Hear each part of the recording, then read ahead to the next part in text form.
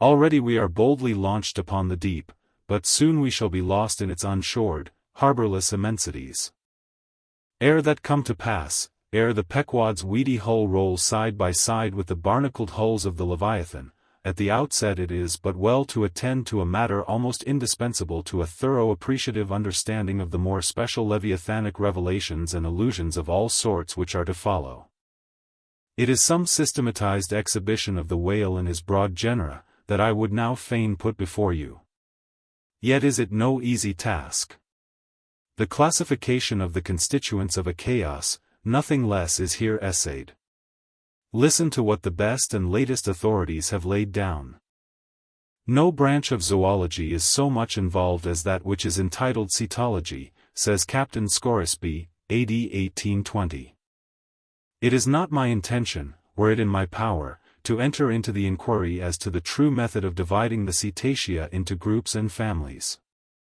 Utter confusion exists among the historians of this animal, sperm whale, says Surgeon Beale, AD 1839. Unfitness to pursue our research in the unfathomable waters. Impenetrable veil covering our knowledge of the Cetacea. A field strewn with thorns. All these incomplete indications but serve to torture us naturalists. Thus speak of the whale, the great Cuvier, and John Hunter, and Lesson, those lights of zoology and anatomy. Nevertheless, though of real knowledge there be little, yet of books there are aplenty, and so in some small degree, with Cetology, or the science of whales. Many are the men, small and great, old and new, landsmen and seamen, who have at large or in little, written of the whale. Run over a few, the authors of the Bible, Aristotle, Pliny, Aldrovandi, Sir Thomas Browne, Gesner, Ray, Linnaeus, Rondeletius, Willoughby, Green, Artedi, Sibbald, Brisson, Martin, Lacépède, Bonterre, Desmarest, Baron Cuvier, Frederick Cuvier, John Hunter, Owen, Scoresby, Beale, Bennett, J. Ross Brown, the author of Miriam Coffin, Olmsted, and the Reverend T. Cheever.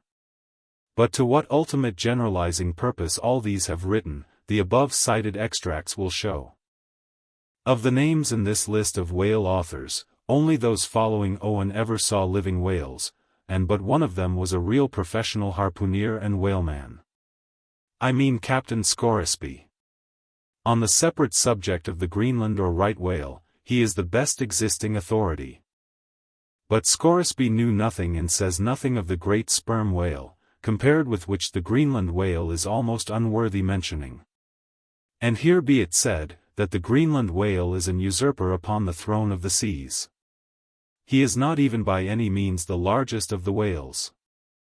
Yet, owing to the long priority of his claims, and the profound ignorance which, till some 70 years back, invested the then fabulous or utterly unknown sperm whale, and which ignorance to this present day still reigns in all but some few scientific retreats and whaleports, this usurpation has been every way complete. Reference to nearly all the Leviathanic allusions in the great poets of past days, will satisfy you that the Greenland whale, without one rival, was to them the monarch of the seas. But the time has at last come for a new proclamation. This is Charing Cross, hear ye. Good people all, the Greenland whale is deposed, the great sperm whale now reigneth. There are only two books in being which at all pretend to put the living sperm whale before you, and at the same time, in the remotest degree succeed in the attempt. Those books are Beale's and Bennett's, both in their time surgeons to English South Sea whale ships, and both exact and reliable men. The original matter touching the sperm whale to be found in their volumes is necessarily small, but so far as it goes, it is of excellent quality, though mostly confined to scientific description. As yet, however, the sperm whale, scientific or poetic, lives not complete in any literature. Far above all other hunted whales, his is an unwritten life. Now the various species of whales need some sort of popular comprehensive classification, if only an easy outline one for the present, hereafter to be filled in all its departments by subsequent laborers. As no better man advances to take this matter in hand, I hereupon offer my own poor endeavors. I promise nothing complete, because any human thing supposed to be complete, must for that very reason infallibly be faulty. I shall not pretend to a minute anatomical description of the various species, or, in this place at least, to much of any description. My object here is simply to project the draft of a systematization of cetology. I am the architect, not the builder. But it is a ponderous task. No ordinary letter sorter in the post office is equal to it. To grope down into the bottom of the sea after them, to have one's hands among the unspeakable foundations, ribs, and very pelvis of the world, this is a fearful thing. What am I that I should essay to hook the nose of this Leviathan? The awful tauntings in Job might well appall me. Will he, the Leviathan, make a covenant with thee? Behold, the hope of him is vain. But I have swam through libraries and sailed through oceans, I have had to do with whales with these visible hands, I am in earnest, and I will try. There are some preliminaries to settle. First, the uncertain, unsettled condition of this science of cetology is in the very vestibule attested by the fact, that in some quarters it still remains a moot point whether a whale be a fish. In his System of Nature, A.D. 1776, Linnaeus declares, I hereby separate the whales from the fish. But of my own knowledge, I know that down to the year 1850, sharks and shad, alewives and herring, against Linnaeus's express edict, were still found dividing the possession of the same seas with the Leviathan. The grounds upon which Linnaeus would fain have banished the whales from the waters, he states as follows: on account of their warm bilocular heart, their lungs, their movable eyelids, their hollow ears, penum intrantum feminam mammis lactantem, and finally, ex leg naturi jure meritoque. I submitted all this to my friends Simeon Macy and Charlie Coffin, of Nantucket, both messmates of mine in a certain voyage, and they united in the opinion that the reasons set forth were altogether insufficient. Charlie profanely hinted they were humbug. Be it known that, waiving all argument, I take the good old-fashioned ground that the whale is a fish, and call upon holy Jonah to back me. This fundamental thing settled, the next point is, in what internal respect does the whale differ from other fish? Above, Linnaeus has given you those items. But in brief, they are these: lungs and warm blood, whereas, all other fish are lungless and cold-blooded. Next, how shall we define the whale, by his obvious externals, so as conspicuously to label him for all time to come? To be short, then, a whale is a spouting fish with a horizontal tail. There you have him. However contracted, that definition is the result of expanded meditation. A walrus spouts much like a whale, but the walrus is not a fish, because he is amphibious. But the last term of the definition is still more cogent, as coupled with the first.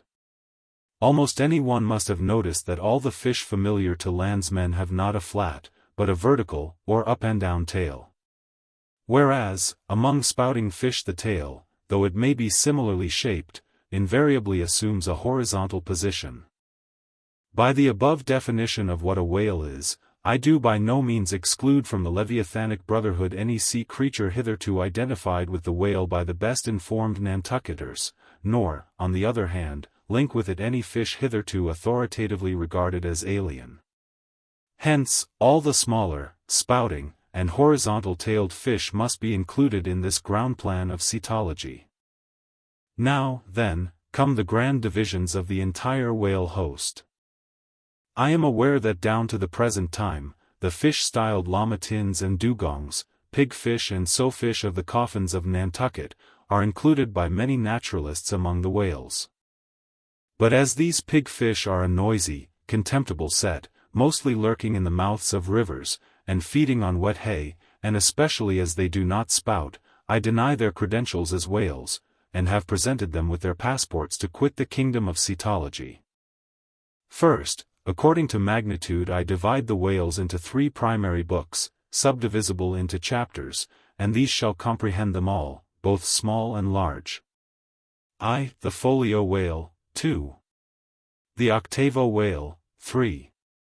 The duodecimo whale. As the type of the folio I present the sperm whale, of the octavo, the grampus, of the duodecimo, the porpoise. Folios.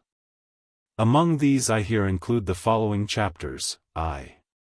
The sperm whale, 2. The right whale, 3. The finback whale, 4. The humpbacked whale, v. The razorback whale, 6. The sulphur-bottom whale.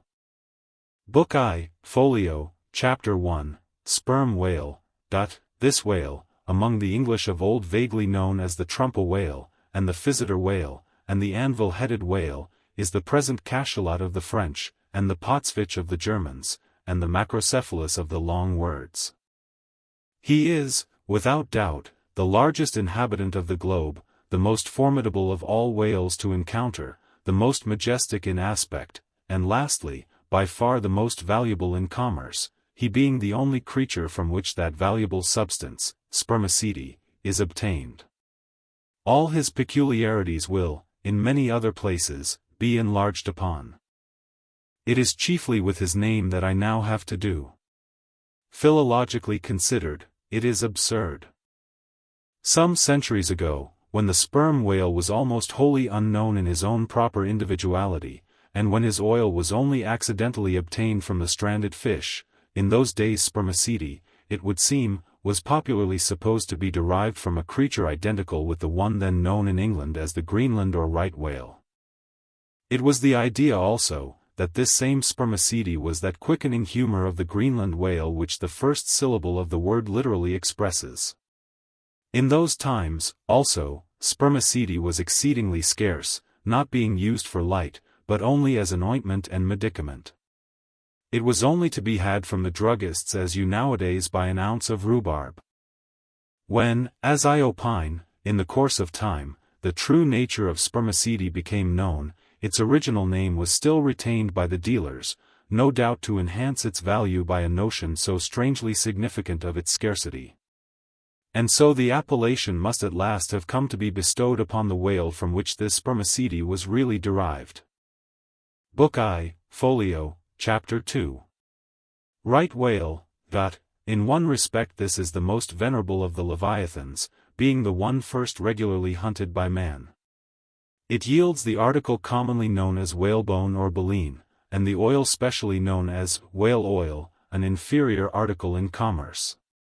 Among the fishermen, he is indiscriminately designated by all the following titles: the whale, the Greenland whale, the black whale, the great whale, the true whale, the right whale.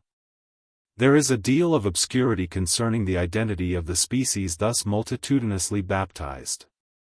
What then is the whale, which I include in the second species of my folios? It is the great mysticetus of the English naturalists, the Greenland whale of the English whalemen, the baleen ordinaire of the French whalemen, the Groland's wolfish of the Swedes. It is the whale which for more than 2 centuries past has been hunted by the Dutch and English in the Arctic seas. It is the whale which the American fishermen have long pursued in the Indian Ocean, on the Brazil banks, on the West coast, and various other parts of the world, designated by them right whale cruising grounds. Some pretend to see a difference between the Greenland whale of the English and the right whale of the Americans.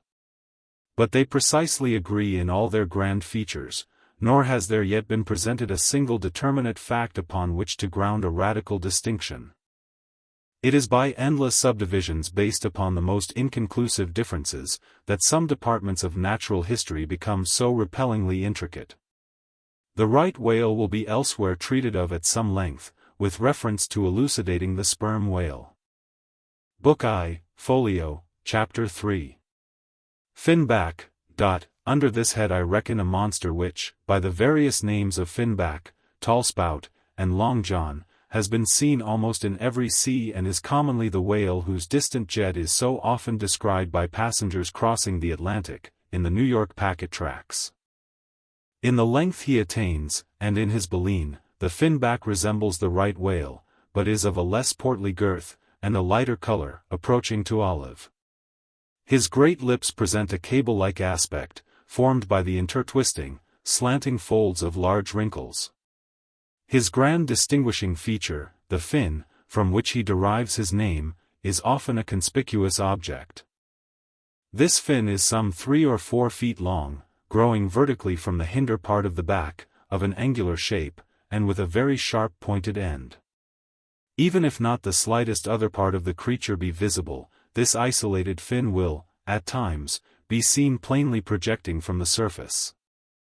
When the sea is moderately calm, and slightly marked with spherical ripples, and this gnomon-like fin stands up and casts shadows upon the wrinkled surface, it may well be supposed that the watery circle surrounding it somewhat resembles a dial, with its style and wavy hour lines graved on it. On that ahasdial the shadow often goes back. The fin-back is not gregarious. He seems a whale-hater, as some men are man-haters. Very shy, always going solitary, unexpectedly rising to the surface in the remotest and most sullen waters, his straight and single lofty jet rising like a tall misanthropic spear upon a barren plain, gifted with such wondrous power and velocity in swimming, as to defy all present pursuit from man, this Leviathan seems the banished and unconquerable Cain of his race, bearing for his mark that style upon his back. From having the baleen in his mouth, the fin-back is sometimes included with the right whale, among a theoretic species denominated whalebone whales, that is, whales with baleen. Of these so-called whalebone whales, there would seem to be several varieties, most of which, however, are little known. Broad-nosed whales and beaked whales, pike-headed whales, bunched whales, underjawed whales and rostrated whales, are the fishermen's names for a few sorts. In connection with this appellative of whalebone whales, it is of great importance to mention, that however such a nomenclature may be convenient in facilitating allusions to some kind of whales, yet it is in vain to attempt a clear classification of the Leviathan, founded upon either his baleen, or hump, or fin, or teeth, notwithstanding that those marked parts or features very obviously seem better adapted to afford the basis for a regular system of cetology than any other detached bodily distinctions, which the whale, in his kinds, presents. How then? The baleen, hump, back fin, and teeth, these are things whose peculiarities are indiscriminately dispersed among all sorts of whales, without any regard to what may be the nature of their structure in other and more essential particulars. Thus, the sperm whale and the humpbacked whale, each has a hump, but there the similitude ceases. Then, this same humpbacked whale and the Greenland whale, each of these has baleen, but there again the similitude ceases. And it is just the same with the other parts above mentioned. In various sorts of whales, they form such irregular combinations, or, in the case of any one of them detached, such an irregular isolation, as utterly to defy all general methodization formed upon such a basis. On this rock every one of the whale naturalists has split. But it may possibly be conceived that, in the internal parts of the whale, in his anatomy, there, at least, we shall be able to hit the right classification. Nay, what thing, for example, is there in the Greenland whale's anatomy more striking than his baleen? Yet we have seen that by his baleen it is impossible correctly to classify the Greenland whale. And if you descend into the bowels of the various leviathans, why there you will not find distinctions of 50th part as available to the systematizer as those external ones already enumerated. What then remains? Nothing but to take hold of the whales bodily, in their entire liberal volume, and boldly sort them that way. And this is the bibliographical system here adopted, and it is the only one that can possibly succeed, for it alone is practicable. To proceed. Book I, Folio, Chapter 4. Humpback. This whale is often seen on the northern American coast. He has been frequently captured there, and towed into harbor. He has a great pack on him like a peddler, or you might call him the elephant and castle whale. At any rate, the popular name for him does not sufficiently distinguish him, since the sperm whale also has a hump though a smaller one. His oil is not very valuable. He has baleen. He is the most gamesome and light-hearted of all the whales, making more gay foam and white water generally than any other of them. Book I, Folio, Chapter 5, Razor-back. Of this whale little is known but his name. I have seen him at a distance off Cape Horn. Of a retiring nature, he eludes both hunters and philosophers. Though no coward, he has never yet shown any part of him but his back, which rises in a long sharp ridge. Let him go. I know little more of him, nor does anybody else. Book I, Folio, Chapter 6. Sulphur Bottom. Another retiring gentleman, with a brimstone belly, doubtless got by scraping along the Tartarian tiles in some of his profounder divings. He is seldom seen, at least I have never seen him except in the remoter southern seas, and then always at too great a distance to study his countenance. He is never chased, he would run away with rope walks of line. Prodigies are told of him. Adieu, Sulphur Bottom. I can say nothing more that is true of ye, nor can the oldest Nantucketer. Thus ends Book I, Folio, and now begins Book II. Octavo. Octavos. These embrace the whales of middling magnitude, among which present may be numbered, I, the grampus, 2, the black fish, 3, the narwhal, 4, the thrasher, v, the killer. Why this book of whales is not denominated the quarto is very plain. Because, while the whales of this order, though smaller than those of the former order, nevertheless retain a proportionate likeness to them in figure, yet the bookbinder's quarto volume in its dimensioned form does not preserve the shape of the folio volume, but the octavo volume does. Book II. Octavo, Chapter 1, Grampus. Though this fish, whose loud sonorous breathing, or rather blowing, has furnished a proverb to landsmen, is so well known a denizen of the deep, yet is he not popularly classed among whales. But possessing all the grand distinctive features of the Leviathan, most naturalists have recognized him for one. He is of moderate octavo size, varying from 15 to 25 feet in length, and of corresponding dimensions round the waist. He swims in herds, he is never regularly hunted, though his oil is considerable in quantity, and pretty good for light. By some fishermen his approach is regarded as premonitory of the advance of the great sperm whale. Book II. Octavo, Chapter 2. Black fish. I give the popular fishermen's names for all these fish, for generally they are the best. Where any name happens to be vague or inexpressive, I shall say so, and suggest another. I do so now, touching the black fish, so called, because blackness is the rule among almost all whales. So, call him the hyena whale, if you please. His voracity is well known, and from the circumstance that the inner angles of his lips are curved upwards, he carries an everlasting Mephistophelian grin on his face. This whale averages some 16 or 18 feet in length. He is found in almost all latitudes. He has a peculiar way of showing his dorsal hooked fin in swimming, which looks something like a Roman nose. When not more profitably employed, the sperm whale hunters sometimes capture the hyena whale, to keep up the supply of cheap oil for domestic employment, as some frugal housekeepers, in the absence of company, and quite alone by themselves, burn unsavory tallow instead of odorous wax. Though their blubber is very thin, some of these whales will yield you upwards of 30 gallons of oil. Book II. Octavo, Chapter 3. Narwhal, that is, nostril whale. Another instance of a curiously named whale, so named I suppose from his peculiar horn being originally mistaken for a peaked nose. The creature is some 16 feet in length, while its horn averages 5 feet, though some exceed 10, and even attain to 15 feet. Strictly speaking, this horn is but a lengthened tusk, growing out from the jaw in a line a little depressed from the horizontal. But it is only found on the sinister side, which has an ill effect, giving its owner something analogous to the aspect of a clumsy left-handed man. What precise purpose this ivory horn or lance answers, it would be hard to say.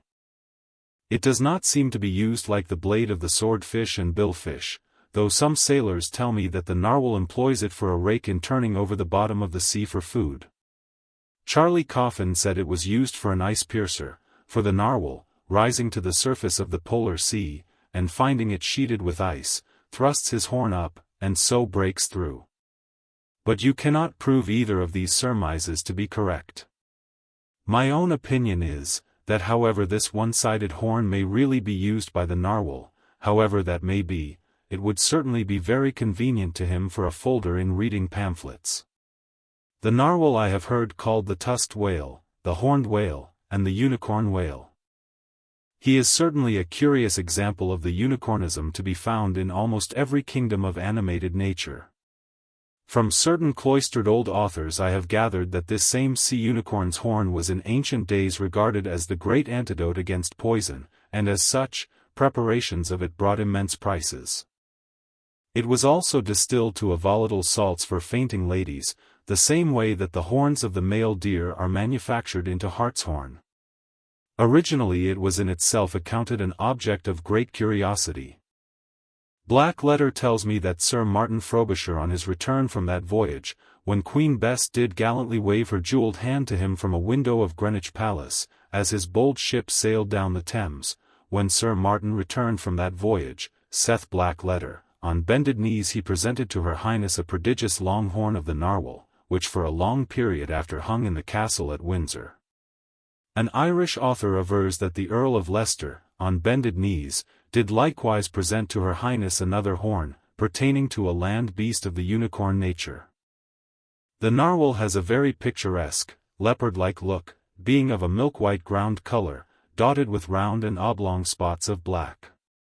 His oil is very superior, clear and fine, but there is little of it, and he is seldom hunted. He is mostly found in the circumpolar seas. Book 2. Octavo, Chapter 4. Killer. Of this whale little is precisely known to the Nantucketer, and nothing at all to the professed naturalist.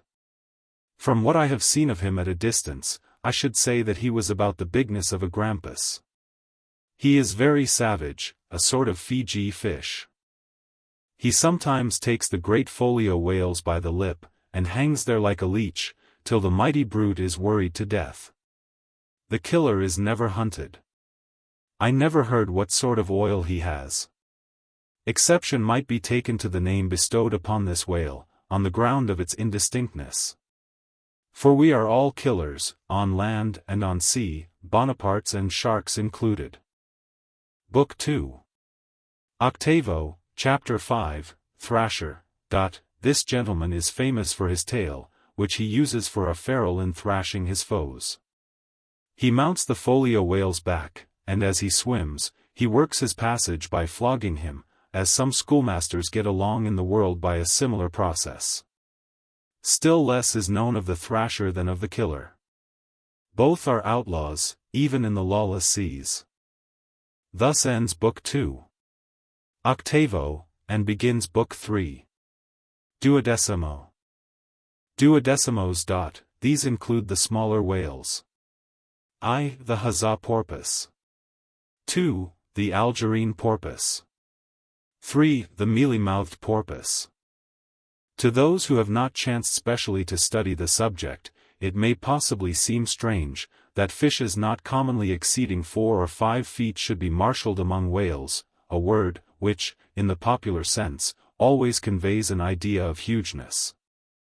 But the creatures set down above as duodecimos are infallibly whales, by the terms of my definition of what a whale is, i.e. a spouting fish, with a horizontal tail.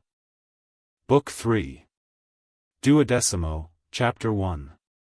Huzzah porpoise. This is the common porpoise found almost all over the globe. The name is of my own bestowal, for there are more than one sort of porpoises, and something must be done to distinguish them. I call him thus, because he always swims in hilarious shoals, which upon the broad sea keep tossing themselves to heaven like caps in a 4th of July crowd. Their appearance is generally hailed with delight by the mariner. Full of fine spirits, they invariably come from the breezy billows to windward. They are the lads that always live before the wind. They are accounted a lucky omen. If you yourself can withstand 3 cheers at beholding these vivacious fish, then heaven help ye, the spirit of godly gamesomeness is not in ye. A well-fed, plump huzzah porpoise will yield you 1 good gallon of good oil. But the fine and delicate fluid extracted from his jaws is exceedingly valuable. It is in request among jewelers and watchmakers. Sailors put it on their hones. Porpoise meat is good eating, you know. It may never have occurred to you that a porpoise spouts. Indeed, his spout is so small that it is not very readily discernible. But the next time you have a chance, watch him, and you will then see the great sperm whale himself in miniature. Book 3. Duodecimo, Chapter 2. Algerine porpoise. A pirate. Very savage. He is only found, I think, in the Pacific. He is somewhat larger than the huzzah porpoise, but much of the same general make. Provoke him, and he will buckle to a shark. I have lowered for him many times, but never yet saw him captured. Book 3. Duodecimo, Chapter 3. Mealy-mouthed porpoise. The largest kind of porpoise, and only found in the Pacific, so far as it is known. The only English name, by which he has hitherto been designated, is that of the fishers, right whale porpoise, from the circumstance that he is chiefly found in the vicinity of that folio. In shape, he differs in some degree from the huzzah porpoise, being of a less rotund and jolly girth. Indeed, he is of quite a neat and gentlemanlike figure. He has no fins on his back, most other porpoises have. He has a lovely tail, and sentimental Indian eyes of a hazel hue. But his mealy mouth spoils all. Though his entire back down to his side fins is of a deep sable, yet a boundary line, distinct as the mark in a ship's hull, called the bright waist, that line streaks him from stem to stern, with 2 separate colors, black above and white below. The white comprises part of his head, and the whole of his mouth, which makes him look as if he had just escaped from a felonious visit to a meal-bag. A most mean and mealy aspect. His oil is much like that of the common porpoise. I shall enumerate them by their forecastle appellations, for possibly such a list may be valuable to future investigators, who may complete what I have here but begun.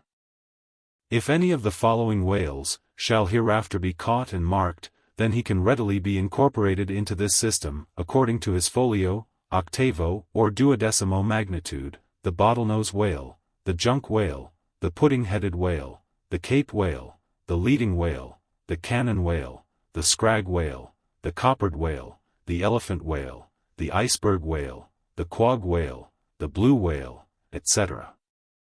From Icelandic, Dutch, and Old English authorities, there might be quoted other lists of uncertain whales, blessed with all manner of uncouth names. But I omit them as altogether obsolete, and can hardly help suspecting them for mere sounds, full of leviathanism, but signifying nothing. Finally, it was stated at the outset, that this system would not be here, and at once, perfected. You cannot but plainly see that I have kept my word. But I now leave my cetological system standing thus unfinished, even as the great cathedral of Cologne was left, with the crane still standing upon the top of the uncompleted tower. For small erections may be finished by their first architects, grand ones, true ones, ever leave the copestone to posterity. God keep me from ever completing anything. This whole book is but a draft, nay, but the draft of a draft. Oh, time, strength, cash, and patience.